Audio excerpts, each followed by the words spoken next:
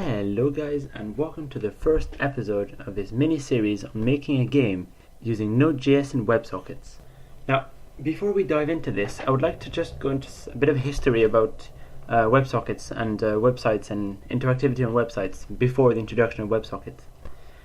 The problem all starts with the desire to have updated web page content from server-side events. Before the introduction of WebSockets, there were two ways of doing this. The first one was polling, and the second one was long polling. Polling is very simple. The idea is you just poll the server repeatedly, 10 times a second, 5 times a second, 100 times a second, once every 5 seconds, just asking the server for any new data.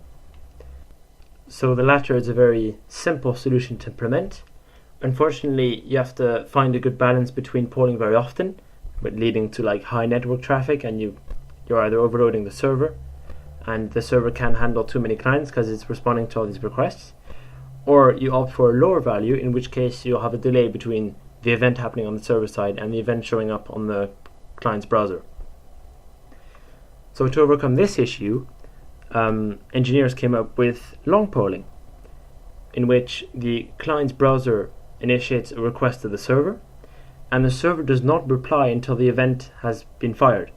So you essentially the client gets the response as soon as the event has been fired server side. And that indeed is a pretty good way of doing it. However, there are issues. What happens if the connection drops? How long can the server keep the connection open? And so on and so on.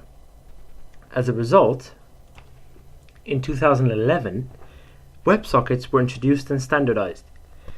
These I personally find are really ambitious, are great, really provide new and flexible ways for web developers to provide dynamic, updated, real-time content on websites.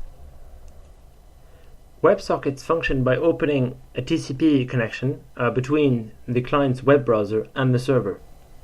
This has delightful implications, because now, with an open TCP connection, whenever an event is fired on the server, it can just send a message to the client displays it on the web page, and we're done. If the client needs an update from the server, it just sends him a message and the server replies. As a result, we don't have the issues of polling and long polling, and now we can just send a message whenever we need to. I just wanted to do a quick history and a quick primer about WebSockets before we get into the actual game. In the next video, we'll be covering the details of what the game actually is and how we're going to implement it using WebSockets and Node.js.